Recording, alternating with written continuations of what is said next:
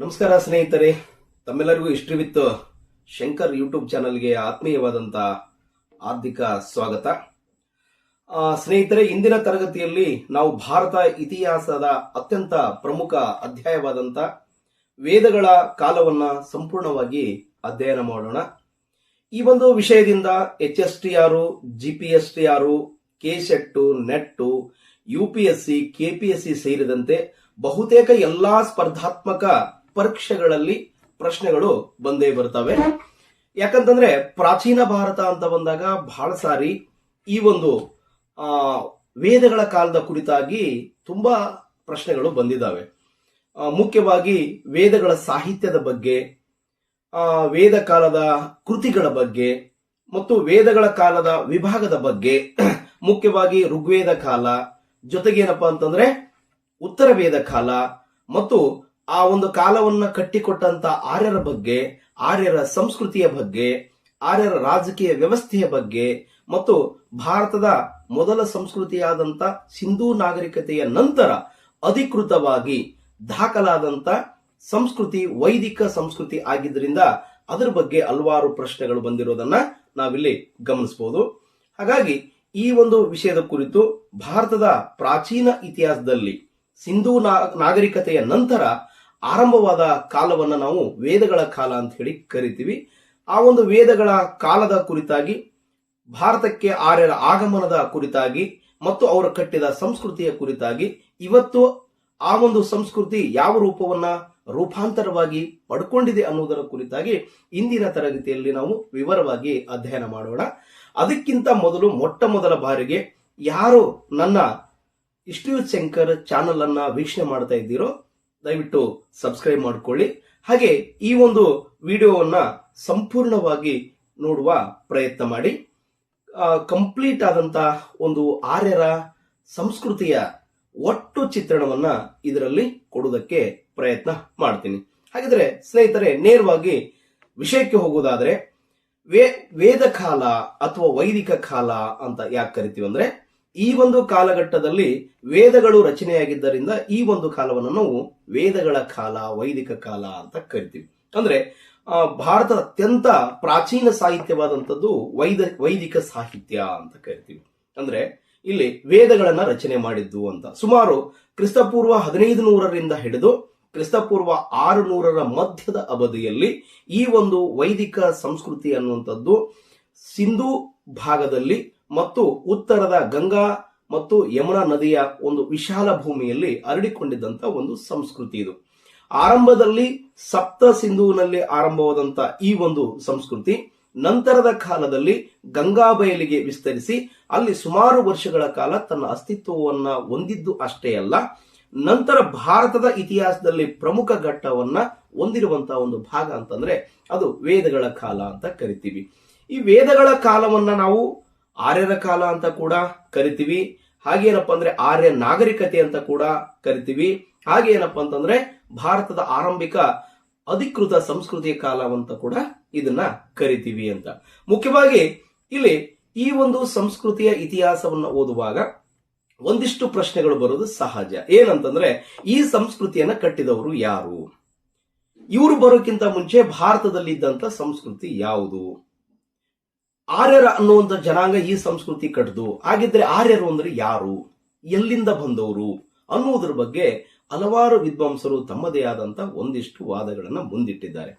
ಮುಖ್ಯವಾಗಿ ಸ್ನೇಹಿತರೆ, ನಾವು HSTR ಮುಂಬರುವಂತ ಎಕ್ಸಾಮ್ ಅಲ್ಲಿ ಆಗಿರ್ಬೋದು, ಅಥವಾ KS ಕಾನ್ಫರ್ಮ್ ಆಗ್ತಾ ಇದೆ ಆ ಒಂದು ಪರೀಕ್ಷೆಯಲ್ಲಾಗಿರ್ಬೋದು, ಅಥವಾ ಬೇರೆ ಬೇರೆ ಯಾವುದೇ ಒಂದು ನೀವು ಸ್ಪರ್ಧಾತ್ಮಕ ಪರೀಕ್ಷೆಯನ್ನು ತೆಗೆದುಕೊಂಡಾಗ ಈ ಒಂದು ಸಂಸ್ಕೃತಿಯ ಬಗ್ಗೆ ಪ್ರಶ್ನೆಗಳು ಬಂದೇ ಇರ್ತವೆ. ಹಾಗಾಗಿ ಒಂದೊಂದು ಅಂಶಗಳನ್ನ ಇಲ್ಲಿ ಚರ್ಚೆ ಮಾಡ್ತಾ ಹೋಗೋಣ.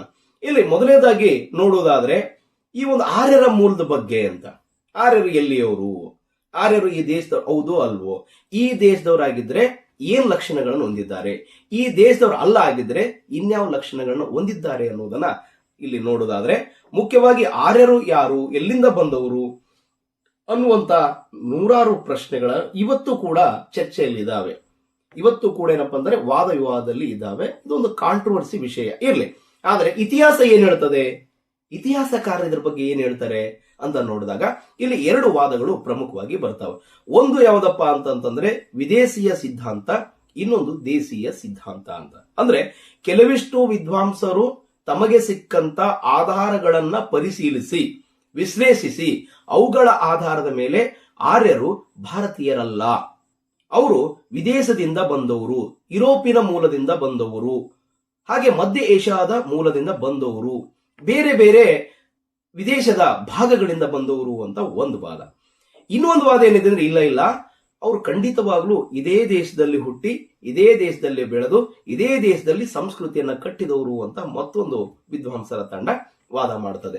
ಎಸ್, ಅದು ಏನೇ ಇರಲಿ, ನಾವು ಇಲ್ಲಿ ಇತಿಹಾಸದ ವಿದ್ಯಾರ್ಥಿಗಳಾಗಿ ವೈಜ್ಞಾನಿಕ ಹಿನ್ನೆಲೆಯಲ್ಲಿ ನಾವು ಚರ್ಚೆ ಮಾಡಬೇಕಾಗ್ತದೆ. ಯಾಕೆ ಅಂತಂದ್ರೆ ಇಲ್ಲಿ ಎಮೋಷನಲ್ ಆಗಿ ಚರ್ಚೆ ಮಾಡೋದಲ್ಲ, ದಯವಿಟ್ಟು ಅರ್ಥ ಮಾಡ್ಕೋಬೇಕು. ಎಮೋಷನಲ್ ಆಗಿ ಚರ್ಚೆ ಮಾಡೋದಲ್ಲ, ಇಲ್ಲಿ ಏನಪ್ಪಾ ಅಂತಂದ್ರೆ ವಸ್ತುನಿಷ್ಠವಾಗಿ ಚರ್ಚೆ ಮಾಡಬೇಕು, ಪ್ರಜ್ಞಾಪೂರ್ವಕವಾಗಿ ಚರ್ಚೆ ಮಾಡಬೇಕು. ಯಾಕಂದ್ರೆ ನಿಮಗೆ KS ಅಲ್ಲಿ ಮುಖ್ಯ ಪರೀಕ್ಷೆಯಲ್ಲಿ ಬರೆಯುವಂತ ಒಂದು ಸಂದರ್ಭ ಇರ್ತದ, ಅಲ್ಲಿ ಗಟ್ಟಿಯಾಗಿ ಬರೆದ್ರೆ ಮಾತ್ರ ಮಾರ್ಕ್ಸ್ಗಳು ಜಾಸ್ತಿ ಬರ್ತವೆ. ಹಾಗೆ ಏನಪ್ಪಾ ಅಂತಂದ್ರೆ ಮುಂಬರುವಂತ HSTR ಇರ್ಬೋದು, GPSTR ಇರ್ಬೋದು, ಇಲ್ಲೂ ಕೂಡ ಏನಪ್ಪಾ ಅಂತಂದ್ರೆ ಡಿಸ್ಕ್ರಿಪ್ಟಿವ್ ಪತ್ರಿಕೆ ಇದೆ, ಅಲ್ಲೂ ಕೂಡ ಏನಪ್ಪಾ ಅಂದ್ರೆ ಗಟ್ಟಿಯಾದ ವಿಷಯಗಳನ್ನ ಸಮರ್ಥವಾಗಿ ಬರೆದ್ರೆ ಮಾತ್ರ ನಮಗೆ ಅಂಕಗಳು ಬರ್ತವೆ. ಹಾಗಾಗಿ ಇಲ್ಲಿ ನಾವು ಒಂದು ವಾದವನ್ನು ಇಟ್ಕೊಂಡು ಅದಕ್ಕೆ ನಾವೇ ಜಡ್ಜ್ ಮಾಡೋದಕ್ಕಿಂತ ಅದರ ಸುತ್ತ ಇರತಕ್ಕಂತ ವಿಶ್ಲೇಷಣೆಗಳು ಏನಿದಾವಂತ ಒಂದೊಂದೇ ಚರ್ಚೆ ಮಾಡ್ತಾ ಹೋಗೋಣ. ಹಾಗಿದ್ರೆ ಮೊದಲೇದ್ದು ವಿದೇಶೀಯ ಮೂಲ ಅಂತ ಬಂದಾಗ ಯುರೋಪಿಯನ್ ಮೂಲ ಅಂತ ಕರಿತೀವಿ ನಾವು. ಅಂದ್ರೆ ಆರ್ಯರು ಮೂಲತಃ ವಿದೇಶದಿಂದ ಬಂದವರು ಅಂತ ಹೇಳ್ತಾರೆ. ಸರಿ, ಈ ಸಿದ್ಧಾಂತವನ್ನ ಯಾವ ವಿದ್ವಾಂಸ ಹುಟ್ಟುಹಾಕಿದ ಅಂತಂದ್ರೆ ಇಲ್ಲಿ ನಾವು ಮುಖ್ಯವಾಗಿ ಇಬ್ಬರ ಹೆಸರನ್ನ ನೋಡ್ತೀವಿ. ಒಬ್ರು ಫಿಲಿಪ್ಪೋ ಸಾಸೆಟ್ಟಿ ಅಂತೇಳಿ, ಇನ್ನೊಬ್ರು ವಿಲಿಯಂ ಜೋನ್ಸ್ ಅಂತೇಳಿ. ಈ ಇಬ್ರು ವಿದ್ವಾಂಸರು ಏನ್ ಹೇಳ್ತಾರಪ್ಪ ಅಂತಂದ್ರೆ ಆರ್ಯರು ಮೂಲತಃ ಯುರೋಪ್ ಮೂಲದಿಂದ ಬಂದವರು ಅಂತ. ಅವರು ಭಾರತೀಯರಲ್ಲ, ಅವ್ರ ಮೂಲ ಪ್ರದೇಶ ಯಾವ್ದಾಗಿದೆಪ್ಪ ಅಂದ್ರೆ ಯುರೋಪ್ ಆಗಿದೆ ಅನ್ನುವಂತ ವಾದವನ್ನ ಇಬ್ರು ವಿದ್ವಾಂಸರು ಇಲ್ಲಿ ಕಟ್ತಾರೆ. ನೆನಪಿರ್ಲಿ, ಇದನ್ನ ಹೊಂದಿಸಿ ಬರೆಯವರಲ್ಲೂ ಕೂಡ ಕೇಳಿದ್ದಾರೆ, ಸರಿ ತಪ್ಪುಗಳಲ್ಲೂ ಕೂಡ ಬಹಳ ಸರಿ ಪ್ರಶ್ನೆ ಬಂದಿದೆ. ಒಂದು ಕಡೆ ಮೂಲವನ್ನು ಹಾಕಿದರೆ ಇನ್ನೊಂದು ಕಡೆ ಸಿದ್ಧಾಂತಿಗಳನ್ನ ಹಾಕ್ತಾರೆ. ಅಂದ್ರೆ ಹೊಂದಿಸಿ ಬರೆಯರಂತ. ಯುರೋಪಿನ ಮೂಲ ಸಿದ್ಧಾಂತದ ಪ್ರತಿಪಾದಕರು, ಹಂಗೇರಿ ಮೂಲ ಸಿದ್ಧಾಂತದ ಪ್ರತಿಪಾದಕರು, ಜರ್ಮನಿ ಮೂಲ ಸಿದ್ಧಾಂತದ ಪ್ರತಿಪಾದಕರು, ರಷ್ಯಾ ಮೂಲ ಸಿದ್ಧಾಂತದ ಪ್ರತಿಪಾದಕರು, ಮಧ್ಯ ಏಷ್ಯಾ ಸಿದ್ಧಾಂತದ ಪ್ರತಿಪಾದಕರು, ಹಾಗೇನಪ್ಪ ಅಂತಂದ್ರೆ ಉತ್ತರ ಧ್ರುವ ಸಿದ್ಧಾಂತದ ಪ್ರತಿಪಾದಕರು. ಹೀಗೆ ಪ್ರಶ್ನೆಗಳು ಬಂದಿರ್ತವೆ. ಹಾಗಾಗಿ ನೀಟಾಗಿ ಅರ್ಥ ಮಾಡ್ಕೊಳ್ತಾ ಹೋಗೋಣ.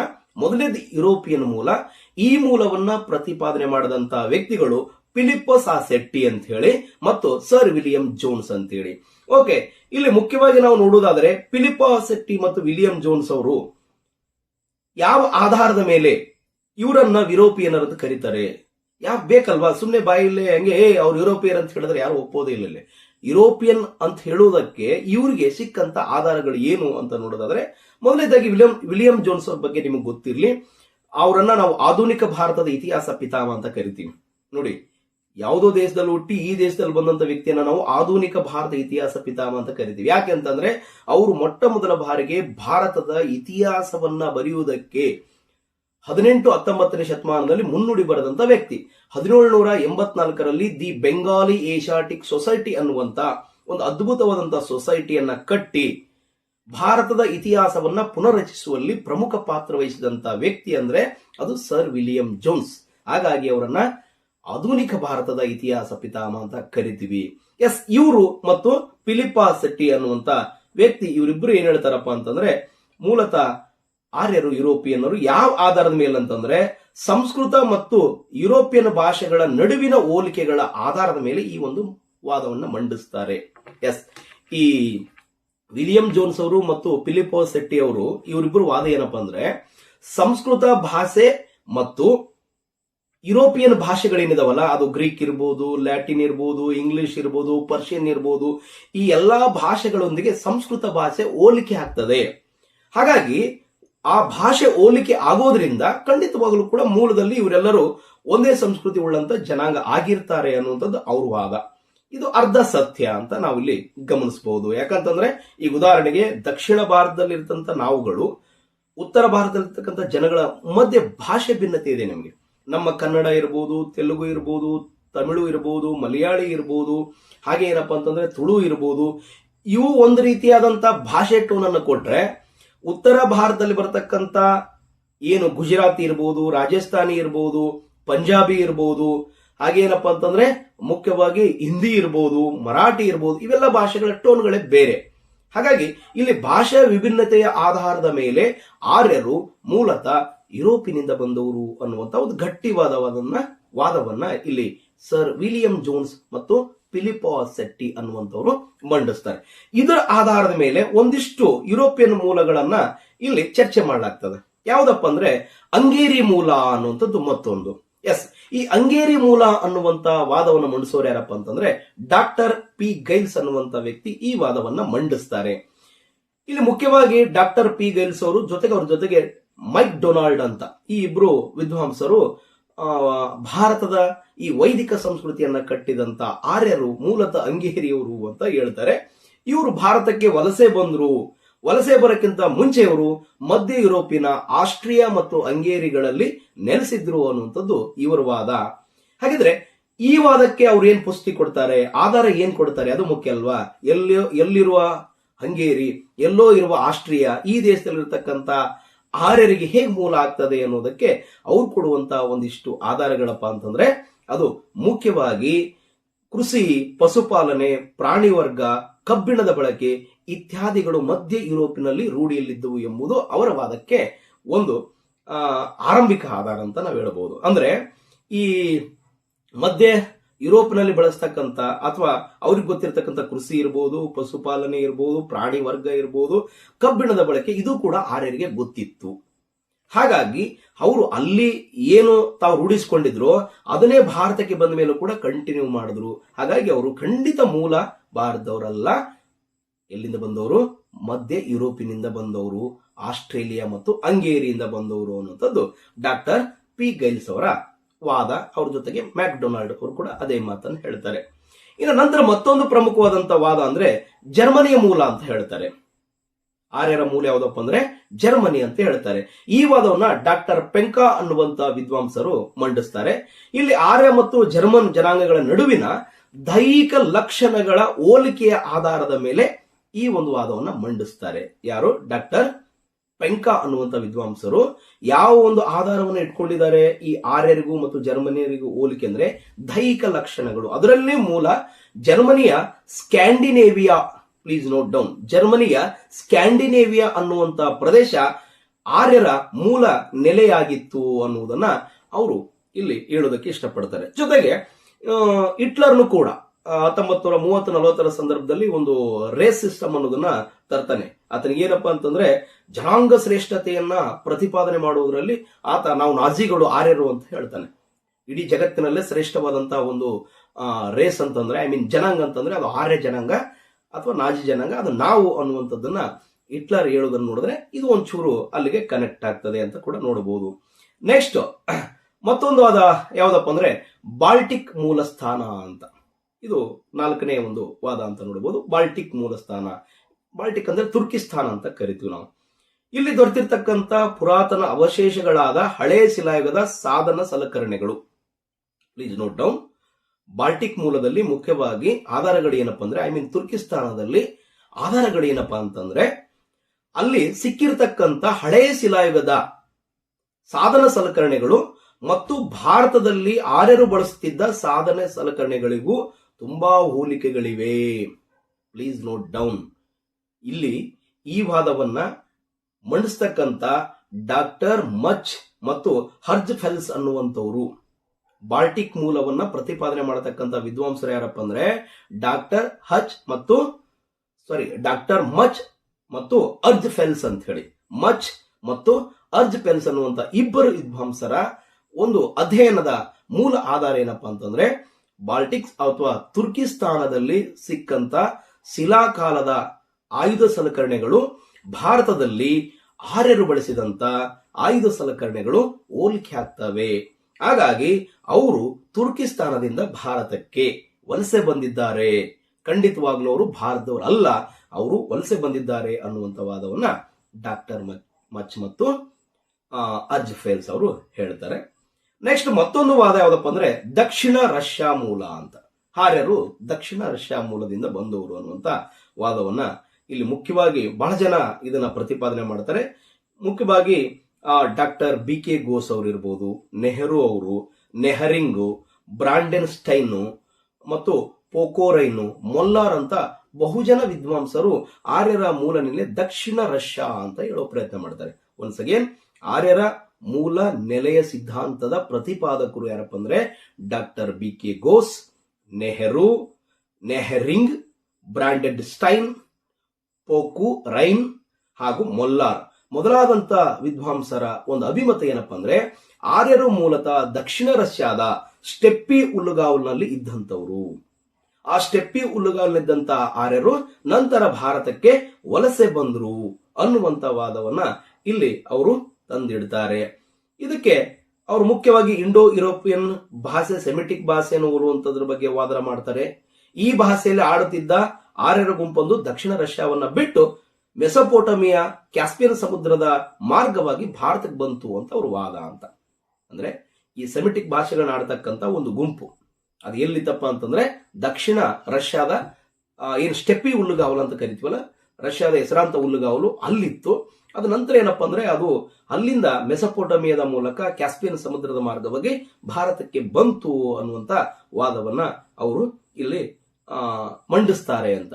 ಈ ವಾದಕ್ಕೆ ಸ್ವಲ್ಪ ಹತ್ತಿರವಾದಂತ ಒಂದಿಷ್ಟು ಎಕ್ಸ್ಟ್ರಾ ನಾಲೆಜ್ ನಿಮಗೆ ಕೊಡೋದಾದ್ರೆ, ಭಾರತದ ಒಬ್ಬ ಮಹಾನ್ ಬೌದ್ಧ ವಿದ್ವಾಂಸರು ಮತ್ತು ಇತಿಹಾಸ ತಜ್ಞರು ರಾಹುಲ್ ಸಾಂಕೃತ್ಯಾಯನ್ ಅಂತ, ದಯವಿಟ್ಟು ಇತಿಹಾಸ ವಿದ್ಯಾರ್ಥಿಗಳು ಮತ್ತು ಭಾರತದ ತತ್ವಶಾಸ್ತ್ರ ಓದ್ತಕ್ಕಂಥವ್ರು ಮತ್ತು ಸಾಹಿತ್ಯ ಓದ್ತಕ್ಕಂಥವ್ರು ಇವ್ರ ಹೆಸರನ್ನ ದಯವಿಟ್ಟು ತಿಳ್ಕೊಂಡಿರ್ಬೇಕು ನೀವು. ಯಾಕಂತಂದ್ರೆ ಹಿಂದಿ ಸಾಹಿತ್ಯದ ಧ್ರುವತಾರೆಯವರು ಬರೀ ಅಷ್ಟೇ ಇಲ್ಲ, ಇವರೊಬ್ಬ ಮಾರ್ಕ್ಸ್ವಾದಿ ಇತಿಹಾಸಕಾರರು. ಸುಮಾರು 150ಕ್ಕೂ ಹೆಚ್ಚು ಪುಸ್ತಕಗಳನ್ನ ಬರೆದಿದ್ದಾರೆ. ಇವರು 24ಕ್ಕೂ ಹೆಚ್ಚು ಭಾಷೆಗಳನ್ನ ಮಾತಾಡ್ತಿದ್ರು. ಇದು ಬಹಳ ಮುಖ್ಯವಾದದ್ದು. 24ಕ್ಕೂ ಹೆಚ್ಚು ಭಾಷೆಗಳನ್ನ ಮಾತಾಡ್ತಿದ್ರು. ಇವ್ರು ಬರೆದಂತ ಸುಮಾರು ಪುಸ್ತಕಗಳಿದಾವೆ. ನಮಗೆ ಮುಖ್ಯವಾಗಿ ಈ ಒಂದು ವಿಷಯಕ್ಕೆ ಸಂಬಂಧಪಟ್ಟ ಹಾಗೆ ಓಲ್ಗಾ ಗಂಗಾ ಅಂತ ಒಂದು ನಾವೆಲ್ ಬರೀತಾರೆ ಇವರು, ಐತಿಹಾಸಿಕ ನಾವೆಲ್ ಇದು ಓಲ್ಗಾ ಗಂಗಾ ಅಂತ. ನಿಮ್ಗೆಲ್ಲ ಗೊತ್ತಿದೆ ಓಲ್ಗಾ ನದಿ ಎಲ್ಲಿದೆಯಪ್ಪ ಅಂದ್ರೆ ರಷ್ಯಾದಲ್ಲಿದೆ. ಓಲ್ಗಾ ನದಿ ಎಲ್ಲಿದೆ? ರಷ್ಯಾದಲ್ಲಿದೆ. ಗಂಗಾ ನದಿ ಎಲ್ಲಿದೆ? ಭಾರತದಲ್ಲಿದೆ. ಅಂದ್ರೆ ಸುಮಾರು 6000 ವರ್ಷಗಳ ಹಿಂದೆ ಓಲ್ಗಾದ ದಡದಲ್ಲಿದ್ದಂತ ಒಂದು ಗುಂಪು ನಂತರದಲ್ಲಿ ಭಾರತಕ್ಕೆ ವಲಸೆ ಬಂತು ಗಂಗಾ ನದಿಗೆ ಅನ್ನುವುದನ್ನು ಅವರು ಐತಿಹಾಸಿಕ ದಾಖಲೆಗಳನ್ನು ಕೊಡ್ತಾ ಹೋಗ್ತಾರೆ. ಓಲ್ಗಾ ನದಿಯ ದಡದಲ್ಲಿ ಇದ್ದಂತ ಗುಂಪು ಹಂತ ಹಂತವಾಗಿ ಕಾಲಾಂತರದಲ್ಲಿ ಭಾರತಕ್ಕೆ ಯಾಕೆ ಬಂತು, ಆರಂಭದಲ್ಲಿ ಸಪ್ತ ಸಿಂಧು ವಲಯಕ್ಕೆ ಬಂದು ಯಾಕೆ ನೆಲೆ ನಿಂತು ಅನ್ನೋದನ್ನ ಆ ಕಾದಂಬರಿಯಲ್ಲಿ ಅದ್ಭುತವಾಗಿ ಬರೀತಾರೆ. ಅದರ ಕೃತಿ ಹೆಸರು ಓಲ್ಗಾ ಗಂಗಾ ಅಂತ. ಹಾಗಾಗಿ ಮೋಸ್ಟ್ಲಿ ದಕ್ಷಿಣ ರಷ್ಯಾನು ಕೂಡ ಇರಬಹುದು ಅನ್ನುವಂತ ವಾದವನ್ನ ನೋಡೋಣ. ಇನ್ನು ಅಂತಿಮ ಆಗಿಲ್ಲ, ಒಬ್ಬೊಬ್ರು ಒಂದೊಂದು ವಾದವನ್ನ ಮಾಡ್ತಾ ಇದ್ದಾರೆ. ಹಾಗೆ ಇದಾದ ನಂತರ ಮತ್ತೊಂದು ಅತಿ ಪ್ರಮುಖವಾದಂತಹ ವಿದೇಶಿಯ ಮೂಲ ಅಂತ ಬಂದ್ರೆ ಅದು ಉತ್ತರ ಧ್ರುವ ಸಿದ್ಧಾಂತ ಅಂತ ಕರಿತೀವಿ ನಾವು. ನೋಡಿ, ಇಷ್ಟುವರೆಗೂ ನಾನು ಚರ್ಚೆ ಮಾಡಿದಂತ ವಿದ್ವಾಂಸರೆಲ್ಲರೂ ವಿದೇಶಿಯರು. ಅವರೆಲ್ಲರೂ ಕೂಡ ವೈಜ್ಞಾನಿಕವಾಗಿ ಅಧ್ಯಯನ ಮಾಡಿ ತಮಗೆ ಸಿಕ್ಕಂತ ಆಧಾರಗಳ ಮೇಲೆ ಭಾರತದ ವೈದಿಕ ಸಂಸ್ಕೃತಿಯನ್ನ ಕಟ್ಟಿದಂತ ಆರ್ಯರ ಮೂಲ ಮೋಸ್ಟ್ಲಿ ಇಲ್ಲಿ ಆಗಿರಬಹುದು ಅನ್ನುವಂತ ವಾದವನ್ನು ಮಂಡಿಸ್ತಾರೆ. ಆದರೆ ಉತ್ತರ ಧ್ರುವ ಸಿದ್ಧಾಂತದ ಪ್ರತಿಪಾದಕರು ಯಾರಪ್ಪ ಅಂತಂದ್ರೆ ಲೋಕಮಾನ್ಯ ಬಾಲಗಂಗಾಧರ ತಿಲಕ್. ಇವರು ಕೂಡ ಆರ್ಯರು ಭಾರತೀಯರಲ್ಲ ಅಂತ ಹೇಳ್ತಾರೆ. ನೆನಪಿರ್ಲಿ, ಅವರು ಸ್ವತಃ ಒಬ್ಬ ಬ್ರಾಹ್ಮಣನಾಗಿದ್ರು. ಇದು ಗಮನದಲ್ಲಿರ್ಬೇಕು. ಯಾಕಂದ್ರೆ ಏನಾಗ್ಬಿಡ್ತದಂತಂದ್ರೆ ಇಲ್ಲಿ ಯಾವ್ದಾವ್ದು ರೀತಿಯಾದಂತ ರಾಜಕೀಯ ಬಂದ್ಬಿಡ್ತದ ಅಲ್ವಾ. ಬಾಲಗಂಗಾಧರ ತಿಲಕ್ ಅವರು ಹೇಳ್ತಾರೆ, ಖಂಡಿತವಾಗ್ಲೂ ಆರ್ಯರು ಈ ದೇಶದವರಲ್ಲ, ಉತ್ತರ ಧ್ರುವ ಮೂಲದಿಂದ ಬಂದವರು ಅಂತ ಆ ಸಿದ್ಧಾಂತವನ್ನ ಮಂಡಿಸ್ತಾರೆ. ಅದು ಎಷ್ಟರ ಮಟ್ಟಿಗೆ ವೈಜ್ಞಾನಿಕವಾಗಿದೆ ಅದು ಬೇರೆ ವಿಚಾರ. ಬಟ್ ಅವ್ರು ತಹಾಟಿರೋದೇನಂದ್ರೆ ಖಂಡಿತ ಇವರು ಭಾರತದವರಲ್ಲ ಅಂತ. ಮುಖ್ಯವಾಗಿ ಅವರು Arctic home of the Vedas ಅನ್ನುವಂತ ಒಂದು ಕೃತಿ ಬರೀತಾರೆ. ಯಾರು? ಬಾಲಗಂಗಾಧರ ತಿಲಕ್ ಅವರು Arctic home of the Vedas ಅನ್ನುವಂತ ಒಂದು ಕೃತಿಯನ್ನ ಬರೀತಾರೆ. ಆ ಕೃತಿಯಲ್ಲಿ ಉತ್ತರ ಧ್ರುವ ಸಿದ್ಧಾಂತ ಪ್ರತಿಪಾದನೆ ಮಾಡ್ತಾರೆ. ಅಂದ್ರೆ ಈ ಋಗ್ವೇದದಲ್ಲಿ ಬಂದಂತ ಒಂದು ಪ್ರಮುಖ ಅಂಶವನ್ನು ಇಟ್ಕೊಂಡು ಈ ವಾದವನ್ನು ಮಾಡ್ತಾರೆ ಅವರು. ಸುಮ್ಮನೆ ವಾದ ಏನೋ ಉತ್ತರ ಧ್ರುವ ಅಂತ ಹೇಳಕ್ಕಲ್ಲ. ಯಾಕಂದ್ರೆ ಋಗ್ವೇದದಲ್ಲಿ ಒಂದ್ ಸಂದರ್ಭ ಬರ್ತಾರ, 6 ತಿಂಗಳ ಹಗಲು 6 ತಿಂಗಳ ರಾತ್ರಿ ಇರ್ತಕ್ಕಂತ ಪ್ರದೇಶದಿಂದ ಇಂದ್ರ ಕೆಲವಿಷ್ಟು ಗುಂಪುಗಳನ್ನು ಕರೆದುಕೊಂಡು ಬಂದ ಅನ್ನುವಂತ ಒಂದು ವಾದ ಇದೆ. ಆ ಒಂದು ವಾದವನ್ನ ಇಟ್ಕೊಂಡು ಅವ್ರು ಏನ್ ಮಾಡಿದಾರಪ್ಪ ಅಂತಂದ್ರೆ 6 ತಿಂಗಳ ಹಗಲು 6 ತಿಂಗಳ ರಾತ್ರಿ ಎಲ್ಲಿ ಇರ್ತದೆ ಅಂತಂದ್ರೆ ಉತ್ತರ ಧ್ರುವದಲ್ಲಿ ಇರ್ತದೆ. ಹೌದಾ? ನಾರ್ವೆ ದೇಶ ಅಂತ ಕರಿತೀವಿ, ನಿಮ್ಗೆಲ್ಲ ಗೊತ್ತಿದೆ. ಮಧ್ಯರಾತ್ರಿ ಸೂರ್ಯ ಉದಯಿಸುವ ನಾಡು ಯಾವ್ದೊಂದು ನಾರ್ವೆ ಅಂತ. ಯಾಕಂದ್ರೆ ಅದು 80 ಇಂದ 85 ಡಿಗ್ರಿ ನಾರ್ತ್ ಪೋಲ್ ಅಲ್ಲಿ ಇರೋದ್ರಿಂದ ಆಲ್ಮೋಸ್ಟ್ ಅಲ್ಲಿ ಏನಪ್ಪಾ ಅಂದ್ರೆ 6 ತಿಂಗಳ ಸೂರ್ಯ 24x7, 6 ತಿಂಗಳ ಚಂದ್ರ 24x7 ಅಂತ ಹಗಲು ರಾತ್ರಿಯಲ್ಲಿ ಏನಪ್ಪಾ ಅಂದ್ರೆ ಈ ರೀತಿಯಾಗಿ ಇರ್ತದ. ಅದು ಜಿಯೋಗ್ರಫಿ ನೀವು ಭೂಮಿಯ ತಿರುಗುವಿಕೆಯಲ್ಲಿ ನೋಡಿದ್ರೆ ನಿಮ್ಗೆ ಅಂಡರ್ಸ್ಟ್ಯಾಂಡ್ ಆಗ್ತದೆ ಯಾಕೆ ಆ ತರ ಆಗ್ತದೆ ಅಂತ. ನಮ್ಮಲ್ಲಿ ಯಾಕೆ ಆಗಲ್ಲಪ್ಪ 12 ಅವರ್ ರಾತ್ರಿ 12 ಅವರು ಆಗಲ್ಲಂತಂದ್ರೆ ನಾವು ಕರೆಕ್ಟ್ ಆಗಿ ಸಮಭಾಜಕ ವೃತ್ತದ ಹತ್ರ ಇದೀವಿ. ನಾವು ಸ್ವಲ್ಪ ಸಮಭಾಜಕ ವೃತ್ತದ ಹತ್ರ ಯಾರಿದಾರೋ ಅದರಲ್ಲೂ ಕರ್ಕಾಟಕ ಸಂಕ್ರಾಂತಿ ವೃತ್ತ ಮತ್ತು ಮಕರ ಸಂಕ್ರಾಂತಿ ವೃತ್ತ ಇದ್ರ ಮಧ್ಯೆ ಯಾವ ರಾಷ್ಟ್ರಗಳಿದಾವೋ ಅವೆಲ್ಲವೂ ಕೂಡ ಕರೆಕ್ಟ್ ಆಗಲು ರಾತ್ರಿ ಆಗ್ತವೆ. ಅದನ್ನ ಬಿಟ್ಟು ಯಾವ 63 ಡಿಗ್ರಿ ಮ್ಯಾಲ್ ಇದಾವೋ, ಅರ್ಥ ಆಯ್ತಲ್ವಾ, 63 ಡಿಗ್ರಿ ಮೇಲೆ ಯಾವ ರಾಷ್ಟ್ರಗಳಿದಾವೋ ಆಲ್ಮೋಸ್ಟ್ ಅಲ್ಲಿ ಏನಪ್ಪ ಅಂದ್ರೆ ಬೆಳಕಿನ ವ್ಯತ್ಯಾಸ ಆಗ್ತದ.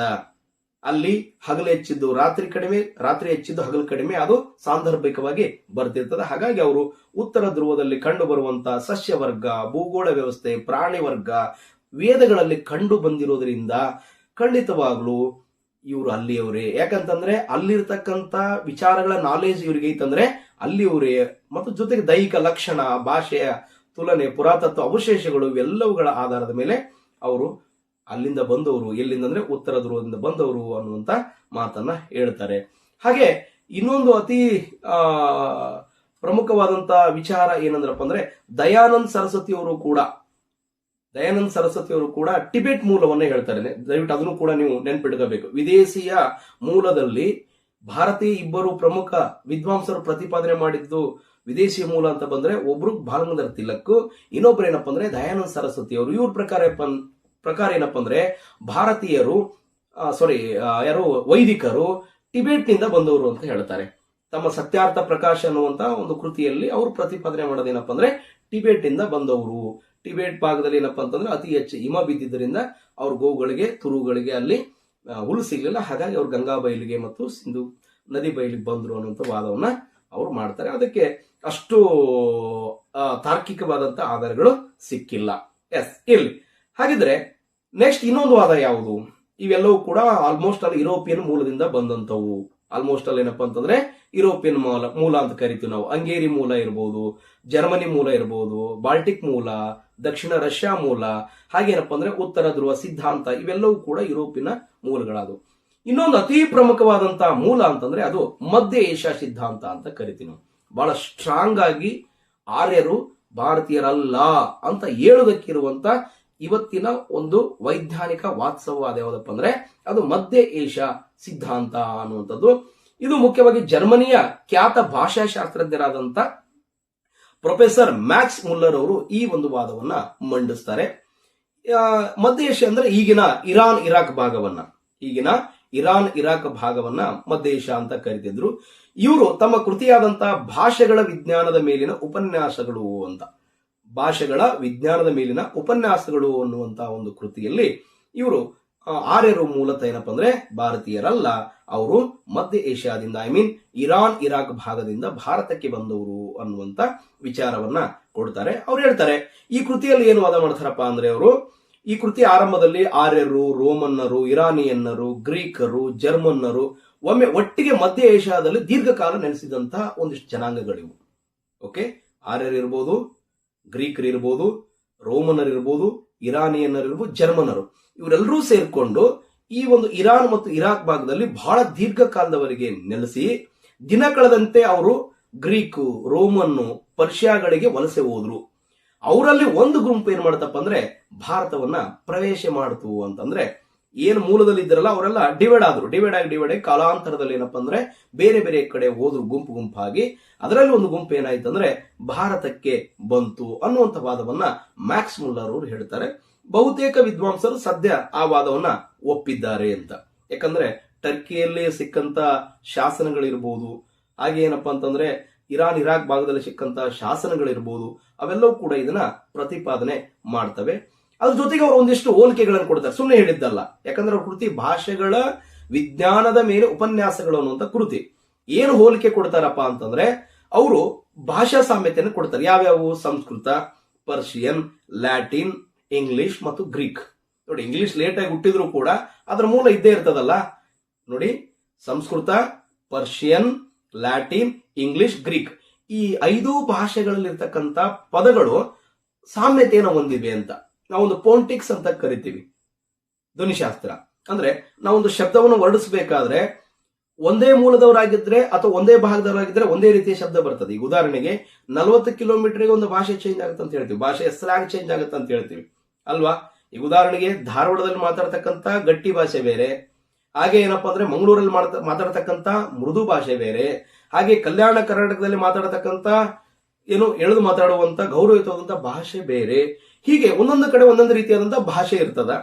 ಹಂಗೆ ಮೂಲದಲ್ಲಿ ಒಂದೇ ಜೊತೆಲಿ ಇದ್ಕೊಂಡು ಕೆಲವಿಷ್ಟು ಅತ್ಯಂತ ಸಾಮ್ಯತೆ ಹೊಂದಿದಂತ ಪದಗಳನ್ನ ಆ ಭಾಷೆಗಳಲ್ಲಿ ಹೊಂದಿದ್ದನ್ನ ಅವ್ರು ಗಮನಿಸಿದ್ದಾರೆ. ಉದಾಹರಣೆಗೆ ಸಂಸ್ಕೃತದಲ್ಲಿ ತಂದೆಗೆ ಪಿತೃ ಅಂತ ಕರಿತೀವಿ ನಾವು, ಸಂಸ್ಕೃತದಲ್ಲಿ ತಂದೆಗೆ ಪಿತೃ ಅಂತ ಕರಿತೀವಿ. ಅದನ್ನೇ ಪರ್ಷಿಯನ್ ಭಾಷೆಯಲ್ಲಿ ಪಿದರ್ ಅಂತ ಕರಿತೀವಿ ತಂದೆಯನ್ನ. ಸಂಸ್ಕೃತದಲ್ಲಿ ಪಿತೃ, ಸಂಸ್ಕೃತ ಭಾಷೆಯಲ್ಲಿ ಪೀದರ್ ಅಂತ ಕರೆದ್ರೆ, ಲ್ಯಾಟಿನ್ ಭಾಷೆಯಲ್ಲಿ ಪಾಟರ್ ಅಂತ ಕರಿತೀವಿ, ಇಂಗ್ಲಿಷ್ ಅಲ್ಲಿ ಫಾದರ್ ಅಂತ ಕರಿತೀವಿ, ಗ್ರೀಕ್ ಅಲ್ಲಿ ಪೇಟರ್ ಅಂತ ಕರಿತೀವಿ. ನೋಡಿ ಸ್ಲ್ಯಾಗ್ ಹೇಗಿದೆ ನೋಡಿ, ಪಿತೃ, ಫೀದರ್, ಪಾಟರ್, ಫಾದರ್, ಪೇಟರ್ ಅಂತ. ಅಂದ್ರೆ ಆಲ್ಮೋಸ್ಟ್ ಅಲ್ಲಿ ಎಲ್ಲವೂ ಕೂಡ ಒಂದೇ ರೀತಿಯಾದಂತ ಒಂದು ಸ್ಲ್ಯಾಗ್ ಅನ್ನು ಹೊಂದಿರುವಂತ ಶಬ್ದಗಳನ್ನು ಗಮನಿಸಬಹುದು.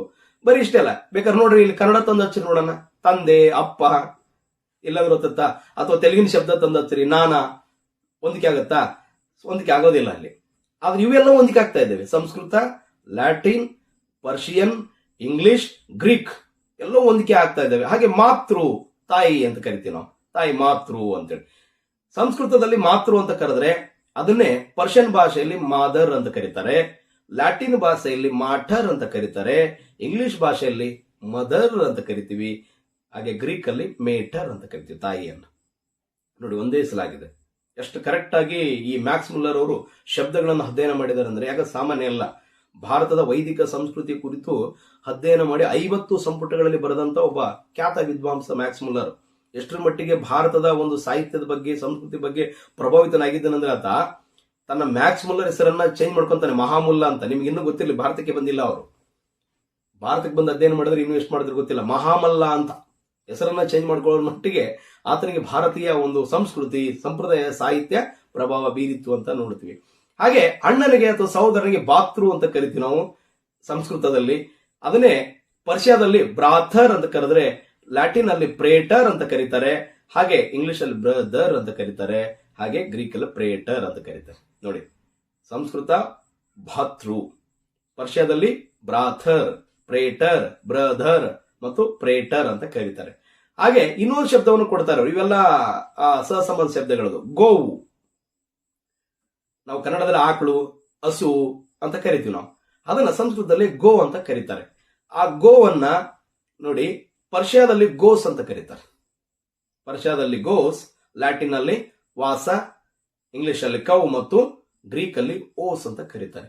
ಈ ವಾದವನ್ನ ಪುಷ್ಟೀಕರಿಸುವುದಕ್ಕೆ ಇತರ ಪುರಾವೆಗಳು ಕೂಡ ನಮಗಲ್ಲಿ ಸಿಗ್ತವೆ. ಬರೀ ಇದಿಷ್ಟು ಶಬ್ದಗಳನ್ನ ಹೇಳ್ಬಿಟ್ರು ಅಂತ ಹೇಳಲ್ಲ, ಪುರಾವೆಗಳು ಸಿಗ್ತವೆ. ಏನಪ್ಪಾ ಅಂದ್ರೆ ಕ್ರಿಸ್ತಪೂರ್ವ 1400ರಲ್ಲಿ ಏಷ್ಯಾ ಮೈನರ್ನಲ್ಲಿ ಸಿಕ್ಕಂತ ಇಟೈಟ್ ಮತ್ತು ಮಿಠಾಣಿ ರಾಜ ನಡುವಿನ ಬೋಗಜ್ಕೈ ಶಾಸನ, ಬಹಳ ಇಂಪಾರ್ಟೆಂಟ್, ಬಹಳ ಸರಿ ಕೇಳಿದ್ದಾರೆ ಇದನ್ನು. ಬೋಗಜ್ಕೈ ಶಾಸನ ಅಂತ ಟರ್ಕಿ ಭಾಗದಲ್ಲಿ ಸಿಗುವಂತದ್ದು. ಇದು ಟರ್ಕಿ ಅಥವಾ ಇರಾನ್, ಇರಾಕ್ ಅಂತ ಈ ಭಾಗದಲ್ಲಿ ಮಧ್ಯ ಏಷ್ಯಾದಲ್ಲಿ ಸಿಗುವಂತ ಶಾಸನ ಬೋಗಜ್ ಕಾಯ್ ಅಂತೇಳಿ ಕ್ರಿಸ್ತಪೂರ್ವ 1400ರಲ್ಲಿ ಏಷ್ಯಾ ಮೈನರ್ನಲ್ಲಿ ಇಟೈಟ್ ಮತ್ತು ಮಿಠಾನಿ ಅನ್ನುವಂತ ಜನರು ಏನಿದ್ದಾರಲ್ಲ ಅವರ ಒಂದು ಶಾಸನ. ಏನಿದು? ಆರ್ಯರಿಗೂ ಮತ್ತು ಇರಾನಿಯರಿಗೂ ಸಂಬಂಧ ಕಲ್ಪಿಸುವಂತ ಒಂದು ಶಾಸನ. ಹೇಗೆ?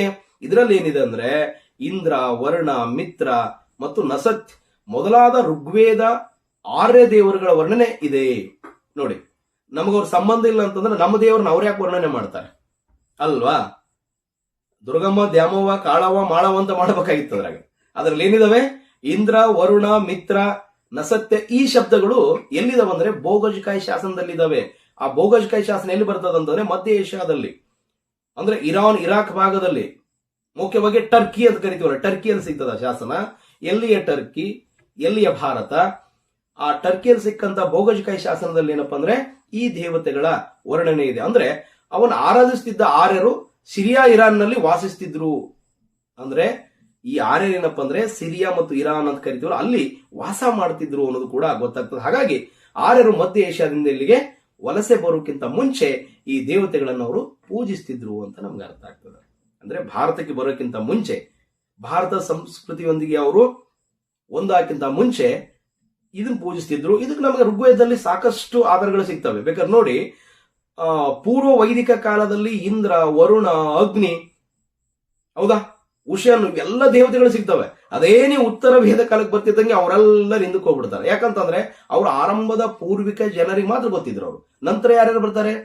ರುದ್ರ, ವಿಷ್ಣು, ಬ್ರಹ್ಮ, ಗಣಪತಿ, ಕಾರ್ತಿಕೇಯ, ಸುಬ್ರಹ್ಮಣ್ಯ, ಹಾಗೆ ಏನಪ್ಪಾ ಅಂತಂದ್ರೆ ಸರಸ್ವತಿ, ಲಕ್ಷ್ಮಿ, ಪಾರ್ವತಿ ಎಲ್ಲ ನೆಕ್ಸ್ಟ್ ಎಂಟ್ರಿ ಕೊಡ್ತಾರೆ. ಆರಂಭದಲ್ಲಿ ಅವರೆಲ್ಲೂ ಸಿಗೋದಿಲ್ಲ ನಿಮಗೆ.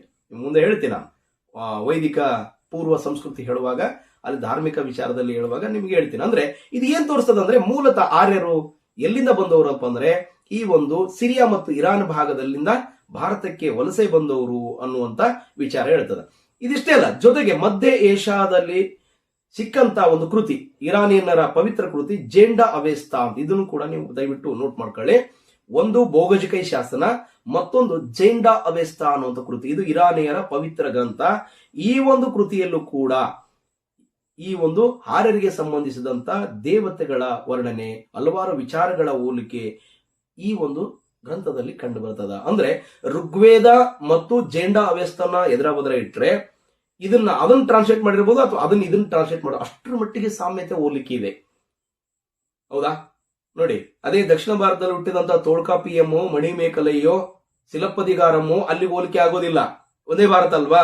ಆದ್ರೆ ಇರಾನಿನಲ್ಲಿ ಇರ್ತಕ್ಕಂತ ಜೇಂಡಾ ಅವೆಸ್ತಾ ಈ ಒಂದು ಋಗ್ವೇದದೊಂದಿಗೆ ಹೋಲಿಕೆ ಆಗ್ತದಂತಂದ್ರೆ ಖಂಡಿತವಾಗ್ಲೂ ಕೂಡ, ಅಂದ್ರೆ ಅದರಲ್ಲಿ ಬರ್ತಕ್ಕಂಥ ಋಗ್ವೇದದಲ್ಲಿ ಬರ್ತಕ್ಕಂಥ ಭೌಗೋಳಿಕ ವರ್ಗ, ಅದರ ವರ್ಣನೆ, ಸಸ್ಯ ವರ್ಗ, ಹಾಗೆ ಪ್ರಾಣಿ ವರ್ಗ, ದೇವರುಗಳು, ಇವು ಕೂಡ ಎಲ್ಲಿ ಕಂಡು ಬರ್ತವೆ ಅಂದ್ರೆ ಈ ಒಂದು ಜೇಂಡಾ ಅವೆಸ್ತಾ ಕೃತಿಯಲ್ಲಿ ಕಂಡು ಬರುತ್ತವೆ. ಹಾಗೆ ಅಲ್ಲಿ ಇರ್ತಕ್ಕಂಥ ಮಧ್ಯ ಏಷ್ಯಾದಲ್ಲಿ ಇರ್ತಕ್ಕಂಥ ಓಕ್ ಮರ, ವಿಲ್ಲೋ ಮರ, ಎಣಿಗೆ ದಾರ ಕೊಡುವ ಮರ, ವಂಗೆ ಮರ ಆರ್ಯರಿಗೂ ಕೂಡ ಪರಿಚಯ ಇತ್ತು. ಇವು ಭಾರತದಲ್ಲಿ ಇರಲಿಲ್ಲ. ಇವೆಲ್ಲ ಇದ್ದಿದ್ದು ಮಧ್ಯ ಏಷ್ಯಾದಲ್ಲಿ. ಯಾವ ಓಕ್ ಮರ, ವಿಲ್ಲೋ ಮರ, ಎಣಿಗೆ ದಾರ ಕೊಡುವಂತ ಮರ, ವಂಗೆ ಮರ ಮೂಲದಲ್ಲಿ. ಹಾಗಾಗಿ ಏನಪ್ಪಾ ಅಂದ್ರೆ ಇರಾನಿಯರಿಗಿದ್ದಂತೆ ಆರ್ಯರಿಗೂ ಕೂಡ ಹಸು ಪವಿತ್ರ ಪ್ರಾಣಿಯಾಗಿತ್ತು. ಇದನ್ನು ಕೂಡ ಗಮನಿಸಬಹುದು. ಇರಾನಿಯರಿಗೆ ಅತ್ಯಂತ ಪವಿತ್ರ ಪ್ರಾಣಿ ಹಸು, ಆರ್ಯರು ಕೂಡ ಹಸು. ಅದನ್ನೇ ನಮ್ಮ ಮೇಲೆ ಏರಿದ್ದು. ಬೇಕಾದ್ರೆ ನೋಡಿ, ಈಗಲೂ ಕೂಡ ಚಾಲೆಂಜ್ ಮಾಡ್ತೀನಿ ನಿಮಗೆ. ಇಷ್ಟೆಲ್ಲ ಹಸುವನ್ನ ಪವಿತ್ರ ಅಂತ ಪೂಜಿಸುವ ನಾವು ಇಡೀ ಭಾರತದಲ್ಲಿ ಹಸುವಿನ ದೇವಸ್ಥಾನ ಎಲ್ಲಿದೆ ನೋಡಿ, ಹೇಳಿ ನೋಡೋಣ. ಹಸುವಿನ ದೇವಸ್ಥಾನ ಅಥವಾ ಗೋ ದೇವಸ್ಥಾನ ಎಲ್ಲಿದೆ? ಆದ್ರೆ ಬಸವನ ದೇವಸ್ಥಾನ ಊರಿಗೊಂದಿದೆ. ಯಾಕಂದ್ರೆ ಕೃಷಿ ಭೂಮಿಗೆ ಮುಖ್ಯವಾದಂತ ಬಸವನನ್ನ ನಾವು ಅತಿ ಪವಿತ್ರ ಪ್ರಾಣಿ ಅಂತ ಪೂಜಿಸ್ತಿದ್ವಿ, ಮತ್ತು ಸಿಂಧೂ ನಾಗರಿಕತೆಯಲ್ಲಿ ಡುಬ್ಬದ ಗುಳಿನ ಪೂಜಿಸ್ತಿದ್ವಿ. ಹಾಗಂತ ಹಸು ಕೇವಲ ಅಂತ ಹೇಳ್ತಾ ಇಲ್ಲ ನಾನು. ಆದ್ರೆ ಈ ದೇಶದ ದ್ರಾವಿಡ ಸಂಸ್ಕೃತಿಯ ಪೂಜನೆಗೊಳ್ತಕ್ಕಂತ ಒಂದು ಪ್ರಾಣಿ ಅದು ಬಸವ. ಆರ್ಯರು ಪೂಜಿಸ್ತಕ್ಕಂತ ಒಂದು ಪ್ರಾಣಿ ಹಸು.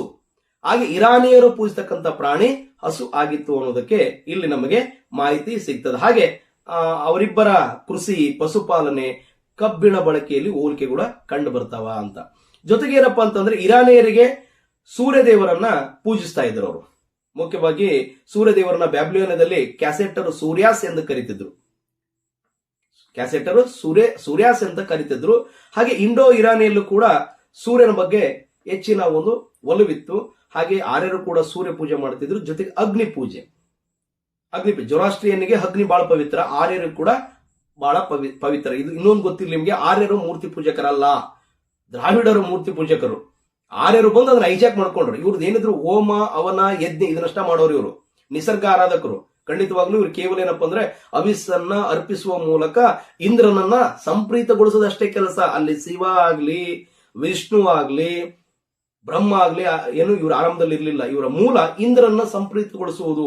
ಇಂದ್ರನ್ನ ಸಂಪ್ರೀತಗೊಳಿಸಬೇಕಂದ್ರೆ ಯಜ್ಞ ಹಗರಣ ಮಾಡುವಂಥದ್ದು, ಹೋಮ ಹವನ ಮಾಡುವಂಥದ್ದು, ಬಲಿ ಕೊಡುವಂಥದ್ದು, ಇದು ಮೂಲ ಪದ್ಧತಿ. ದ್ರಾವಿಡರ ಪದ್ಧತಿ ಏನಾಗಿತ್ತಪ್ಪ ಅಂದ್ರೆ ಮೂರ್ತಿ ಪೂಜೆ ಇತ್ತು. ಅದಕ್ಕೆ ಉತ್ತಮ ಉದಾಹರಣೆ ನಮಗೆ ಸಿಂಧೂ ನಾಗರಿಕತೆಯಲ್ಲಿ ಸಿಗ್ತದೆ. ಪಶುಪತಿಯ ಮೂರ್ತಿ ಸಿಗ್ತದ, ಅಂದ್ರೆ ಇವತ್ತಿನ ಶಿವ ಅಂತ ಕರಿಬಹುದು. ಹಾಗೆ ಮಾತೃಕೆಯ ಮೂರ್ತಿ ಸಿಗ್ತದ, ಇವತ್ತಿನ ಪಾರ್ವತಿ ಅಂತ ಕರಿಬಹುದು. ಡುಬ್ಬದ ಗೂಳಿ ಸಿಗ್ತದ, ಇವತ್ತಿನ ಬಸವ ಅಂತ ಕರಿಬಹುದು. ಹಾಗೆ ನಾಗದೇವತೆಯ ಆರಾಧನೆ ಸಿಗ್ತದ, ಅರಳಿ ಮರದ ಆರಾಧನೆ ಸಿಗ್ತದ. ಆದ್ರೆ ಇವ್ರದ್ದು ಅವಾಗಿರ್ಲಿಲ್ಲ.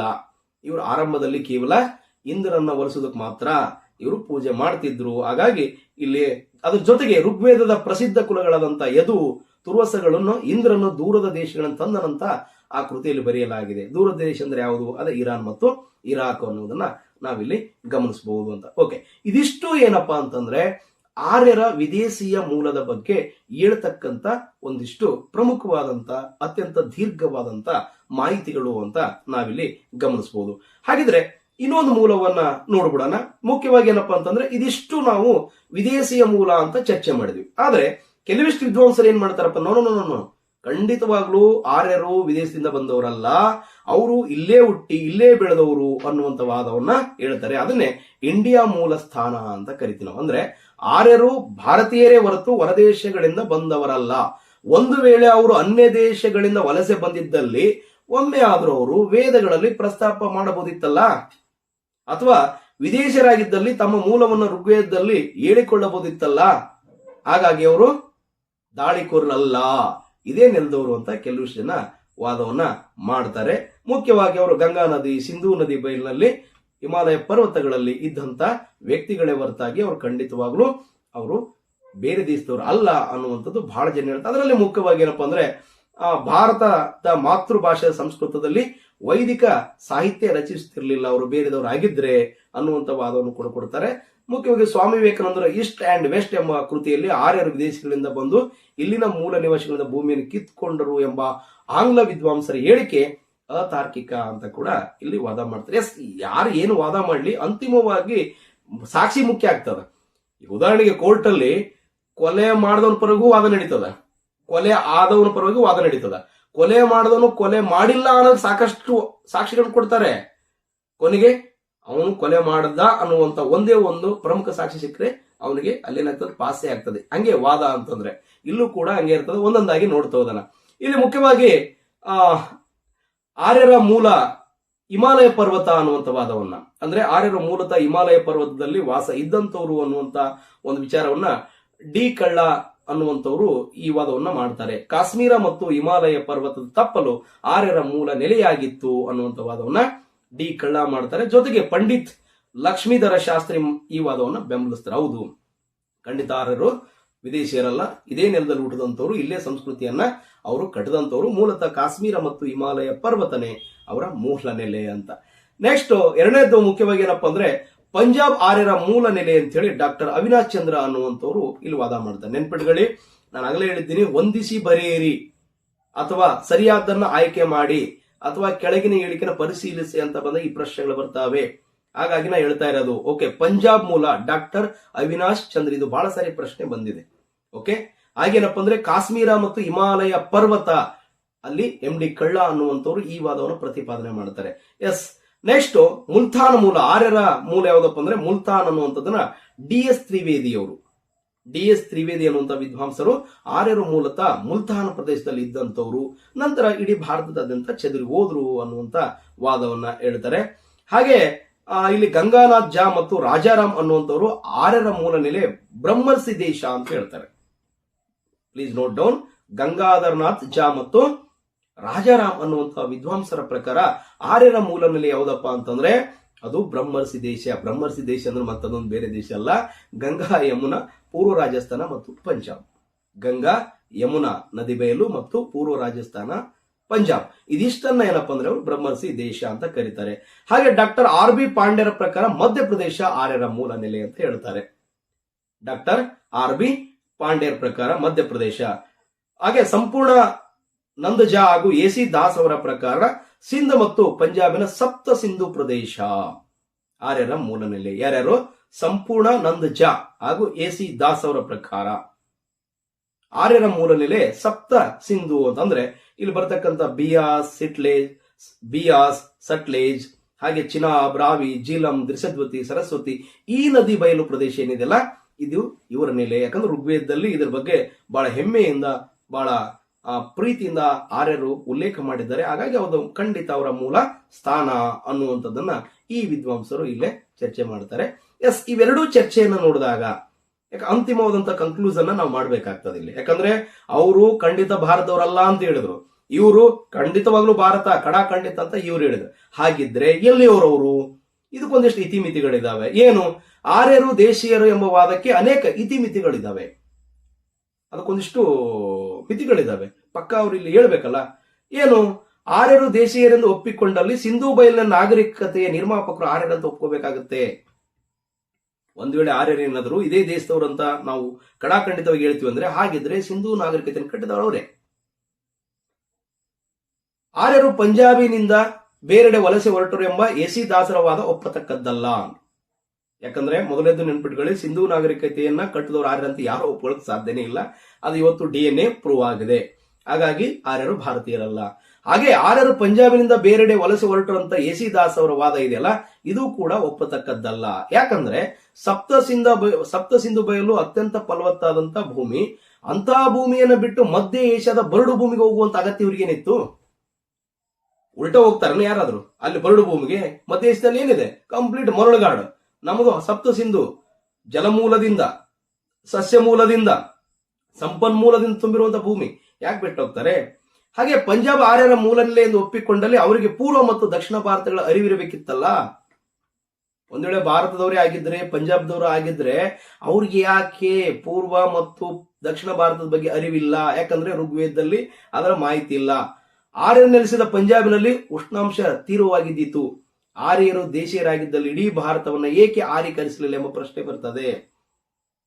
ಅವ್ರು ಕೇವಲ ಉತ್ತರ ಭಾರತಕ್ಕೆ ಸೀಮಿತ ಆಗಿದ್ದಾರೆ ಅಂದ್ರೆ, ದಕ್ಷಿಣ ಭಾರತದ ಬಗ್ಗೆ ಅವರಿಗೆ ಮಾಹಿತಿ ಇಲ್ಲ ಅಂತಂದ್ರೆ ಖಂಡಿತ ಅವರು ಭಾರತದವರಲ್ಲ. ಅವ್ರು ಭಾರತದವರಾಗಿದ್ದರೆ ಇಡೀ ಉತ್ತರ ಭಾರತ, ದಕ್ಷಿಣ ಭಾರತದ ಬಗ್ಗೆ ಮಾಹಿತಿ ಬರ್ತಿತ್ತು ಅನ್ನುವಂತ ಪ್ರಶ್ನೆ ಆಗ್ತಾರೆ. ಹಾಗೆ ವೇದಗಳಲ್ಲಿ ವರ್ಣಿಸಿರುವ ಸಿಂಹ ಆನೆಗಳು ಪಂಜಾಬಿನಲ್ಲಿ ಕಂಡು ಬರುವುದಿಲ್ಲ.